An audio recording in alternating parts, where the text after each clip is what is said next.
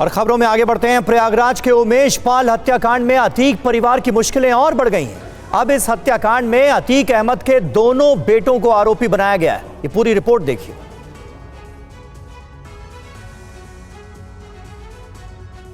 प्रयागराज में हुए उमेश पाल हत्याकांड में अब अतीक के बेटे अली और उमर के खिलाफ दाखिल रिमांड को कोर्ट से मंजूरी मिल गई है। कहा जा रहा है कि दोनों के रिमांड को तामील भी करा दिया गया है।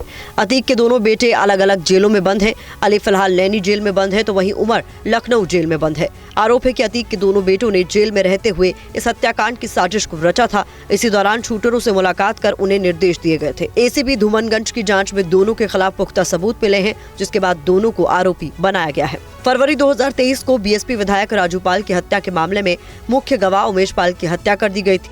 फायरिंग में उमेश पाल और उनके 2 सरकारी गनर की मौत हो गई थी, जिसके बाद उमेश पाल की पत्नी की शिकायत पर पुलिस ने अतीक अहमद समेत 14 लोगों के खिलाफ मामला दर्ज किया था। उमर और अली को अभियुक्त बनाए जाने के बाद अब उमेश पाल की हत्या में अतीक परिवार के कुल 9 सदस्य आरोपी बन चुके हैं। इससे पहले उमेश पाल हत्याकांड में अतीक परिवार के 7 लोगों का नाम शामिल था।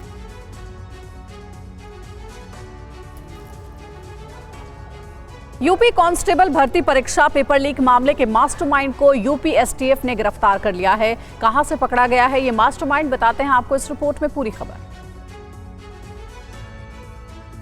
इसी शख्स को यूपी पुलिस भर्ती परीक्षा पेपर लीक मामले का मास्टरमाइंड माना जा रहा है। इसका नाम राजीव नयन मिश्रा है, जिसे नोएडा एसटीएफ ने अरेस्ट किया है।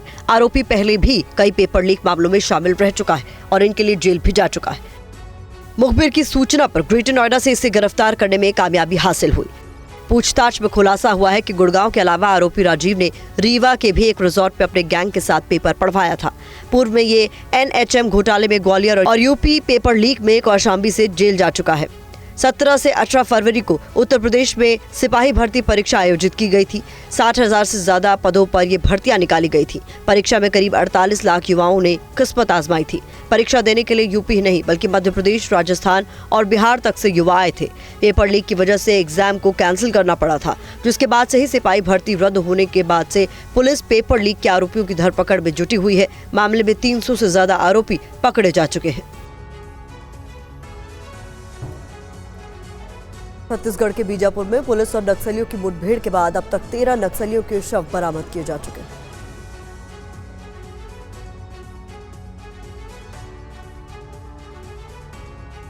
बताया जा रहा है कि बीजापुर के जंगलों में नक्सलियों के साथ पुलिस की मुठभेड़ करीब 18 घंटे तक चली, जिसमें अब कई और नक्सलियों के शव बरामद हो चुके हैं। पुलिस अधिकारियों का कहना है कि उन्हें इलाके में नक्सलियों की मौजूदगी की सूचना मिली थी, जिसके बाद इलाके में नक्सलियों की तलाश में सर्च ऑपरेशन शुरू किया गया था।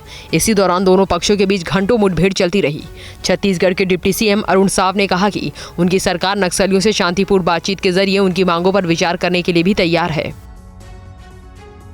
पहले दिन से हमारी सरकार विष्णुदेव साय जी के नेतृत्व में इस दिशा में लगातार काम कर रही है। देश के गृह मंत्री आदरणीय अमित शाह जी लगातार इस विषय को लेकर गंभीर हैं और नक्सली उन्मूलन के लिए हमारी सरकार प्रतिबद्ध है और इसमें मजबूती से हमारी सरकार काम कर रही है। और महाराष्ट्र के छत्रपति संभाजी नगर में एक दर्दनाक हादसा हुआ, जिसमें एक ही परिवार के 7 लोगों की मौत हो गई। बताया जा रहा है कि देर रात असलम नाम के टेलर की दुकान में एक धमाके के बाद अचानक आग लग गई। हादसा रात 3 से 4 बजे के बीच हुआ है। कहा जा रहा है कि एक बैटरी वाली गाड़ी को चार्जिंग पर लगाया गया था, उसी में ब्लास्ट से ये आग लगी। घर के नीचे कपड़े की दुकान होने की वजह से आग तेजी से फैल गई। घर के ऊपर मौजूद परिवार के लोगों की दम घुटने से मौत हो गई। स्थानीय लोगों ने समय पर फायर ब्रिगेड की टीम के नहीं पहुंचने का आरोप लगाते हुए जांच की मांग की है। जो फायर ब्रिगेड की जो गाड़ी थी वो पहुंचने में काफी देर लगाई हुई है और यहाँ पर जब सीढ़ी लगाई गई तो ऊपर चढ़ने के लिए भी कतरा रहे थे। कुछ यहाँ के नौजवान लड़के वो सीढ़ियों के ऊपर चढ़े, पानी नहीं था करके कुछ लोगों ने ये बताया है कि जब टैंकर में पानी खत्म हो गया फायर ब्रिगेड से तो दूसरा टैंकर टैंकरमैन का बुलाया गया। कितने बजे फायर ब्रिगेड को कॉल गया था और कितने बजे फायर ब्रिगेड का रिस्पांस टाइम था, ये इंक्वायरी करना जरूरी है। हो सकता है कि अगर फायर ब्रिगेड जल्दी आ जाती तो शायद कुछ बच्चों की जान बचाई जा सकती थी, कुछ लोगों की जान बचाई जा सकती थी। और राजस्थान के उदयपुर में एक घर में अचानक तेंदुआ घुस आया, जिसके बाद उसे पकड़ने के लिए किस तरह से ऑपरेशन चलाया गया, इस रिपोर्ट में दिखाते हैं आपको। तस्वीरें उदयपुर के गांधीनगर की है, जहां लोग घंटों दहशत में रहे।